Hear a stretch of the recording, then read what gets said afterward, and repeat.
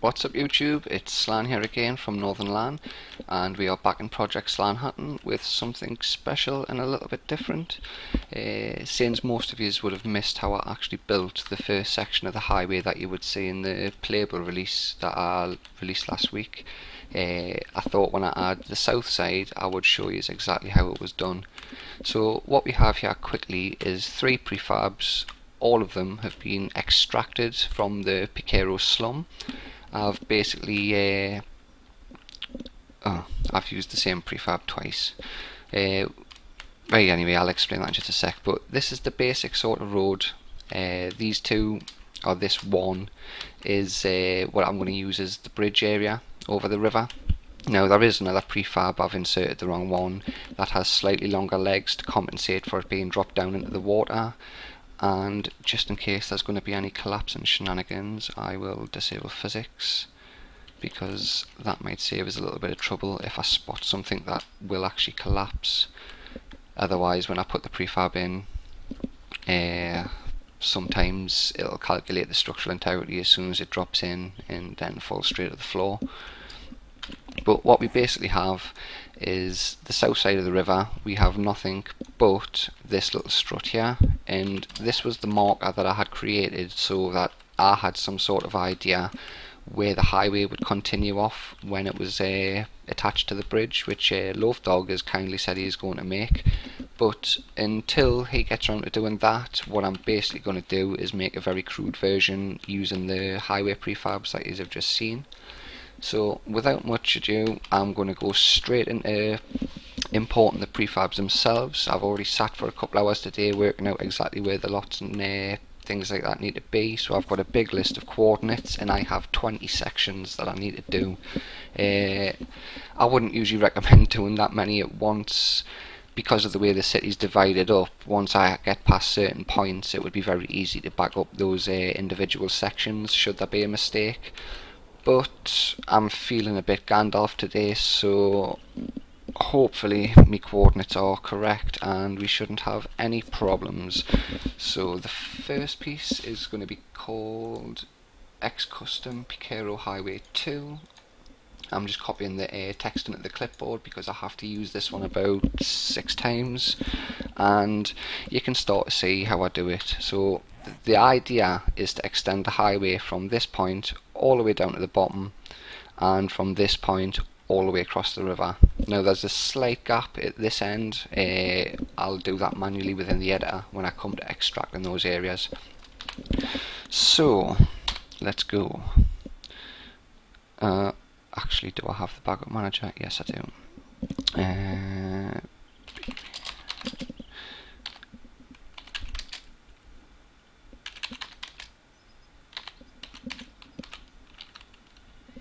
And we'll put the name in as well, that would help.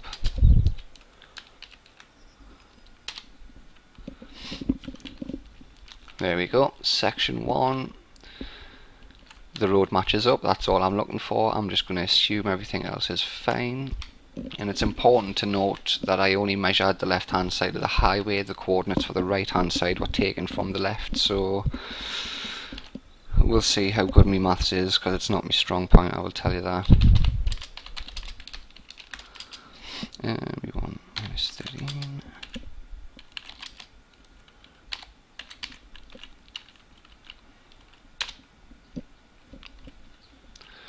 And Shazam, 2 down, 18 to go.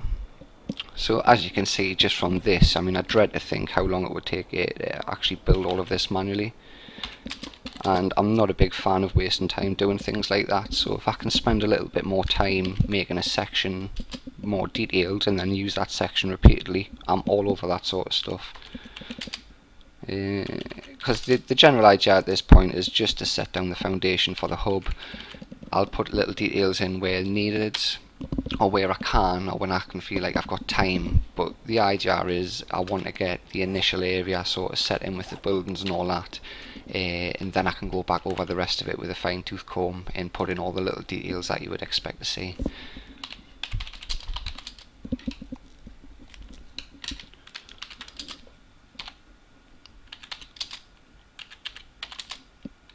So as you can see, really here there's only one coordinate that changes between the two sections. The y-axis coordinate stays the same throughout and will differ based on the different seeds that you use. So when I was calculating all of the coordinates for these sections, I was doing it all on the same seed. If I made a mistake or if something didn't work, then I would just kill the save game and reload that same seed up so I could work with the same numbers all the way through.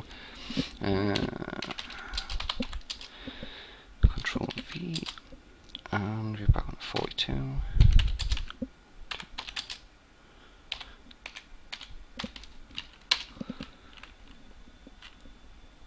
And as you can see, I mean, we're talking over 600 meters of highway now, twice.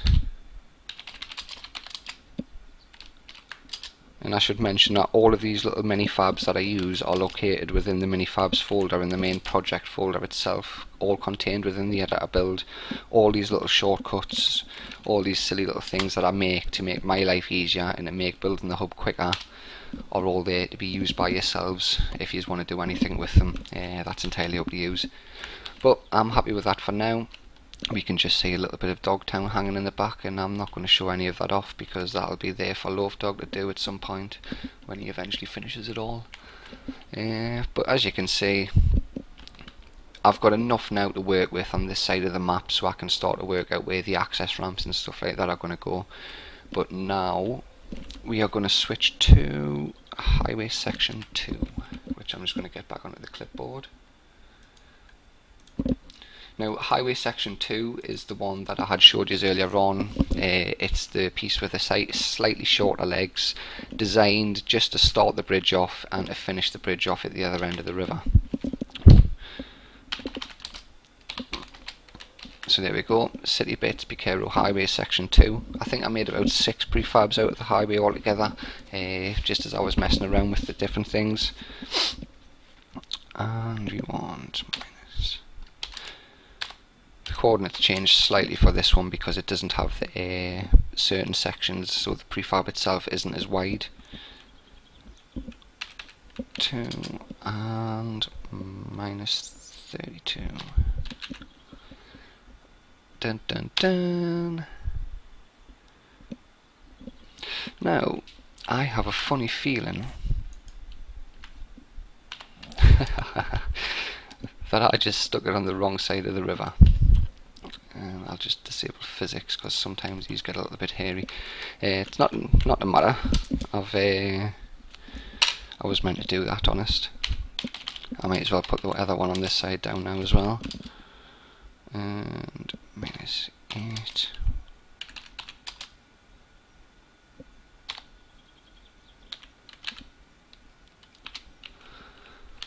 Yeah, now this is the part I was talking about earlier. Now as you can see, this section just overlaps onto this tile.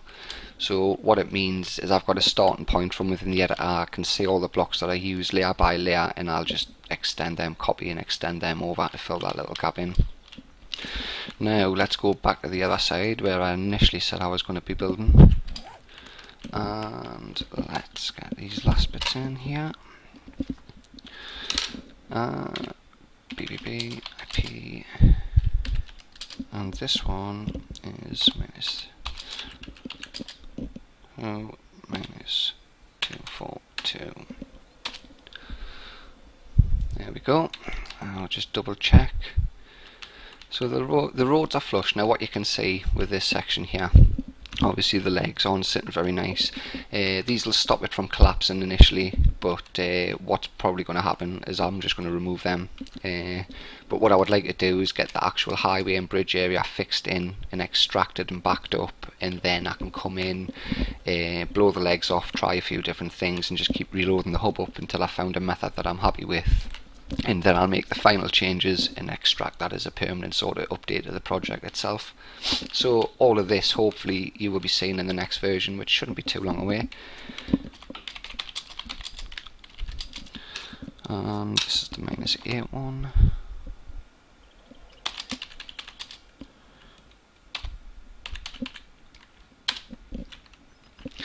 Boom. So we have the bridge finish and the bridge start, and this is the I mean, these pieces themselves, like I say, are all going to be temporary until the main bridge is up. But once I include the south side of the map as part of a playable project, we do need some way to get across, because this is going to be the only way to cross the river itself. And I'm actually thinking about extending the river east and west, maybe it's an extra couple of 100 meters, so people can have an easy way to circumvent it. You know, I don't want to force people onto the bridge, but I'm hoping it's going to be a little bit of a content creator when multiple groups start using it to travel between the north and southern halves of the river. So it should be quite interesting to see what happens with it. And now I need to just quickly get the clipboard for the last prefab section, and there we go.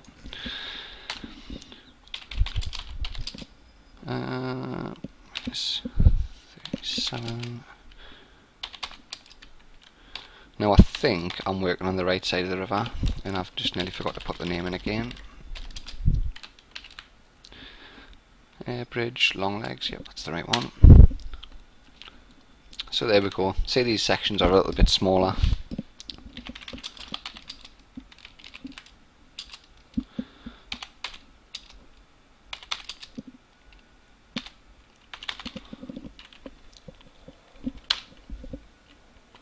And again.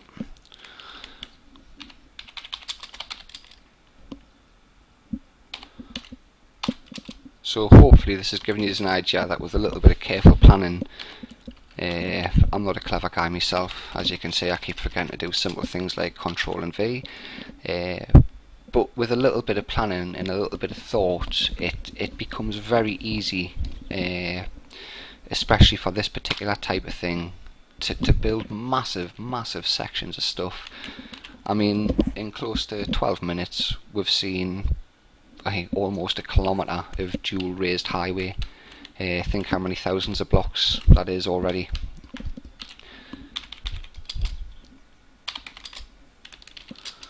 And this one,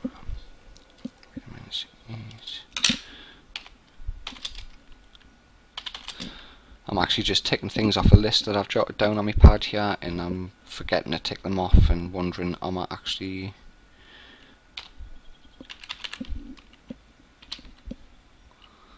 Yeah, that's okay. I found where I am. It looks like you aren't going to get any mistakes this episode, unfortunately. Fortunately for me. But like I say, the main thing is people, when I speak to them about Slaanhatten, and they're like, oh, it must have took you ages, it must have took you hours doing this and that, and it's like, people don't understand where I'm actually spending all the time. I mean, a lot of the time, if you're just inserting ready-made prefabs, you're cutting the roads in, you're cutting the paths in, you're giving gardens fences and making minor little things like that, but the community themselves, by creating the prefabs in the first place, are the real stars who are doing the brunt force of the work. All I'm doing is stitching it all together, like one of those lovely little crocheted patchwork blankets your nana used to make. And, oh, I got ahead of myself there. We'll backtrack one. I mean, at this point it doesn't really matter. If I overwrite a section, it'll overwrite perfectly. All I've done is I've just skipped one on my list, that's all. And yes.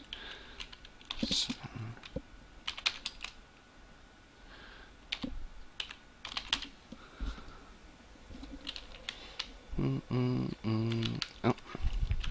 Oh, it's all going to shit, he's panicking. Done the 207, I need to do that one.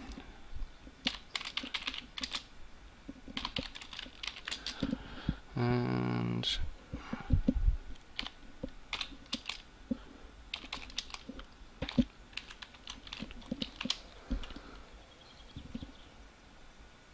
there we go, I know which one I've missed now.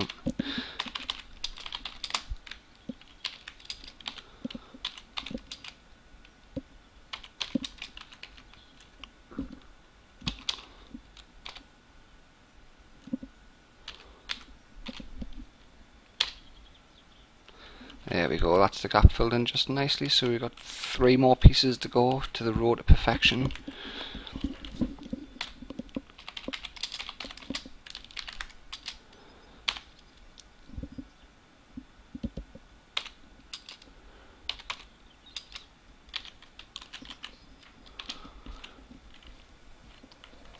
2 more to go. I get a cookie. You've got to subscribe if I get this perfect all the way through. I mean, this is a lot of effort to go through just to give you a simple way to drive across a river, really. And the thing is, if I get more subscribers, there's a lot more things that I do with the editor and stuff like that that I've never really bothered trying to capture on video before. I've never really put much thought into the fact that people might find this type of stuff useful. So if there's anything else you want to see, or there's a particular section of the hub that you'd like to know how I built, feel free to hit us in the comments on the forums anyway. I'm always interested in hearing what people think, and always interested in trying to encourage people to work in the hub itself and become a part of it all. And the last piece,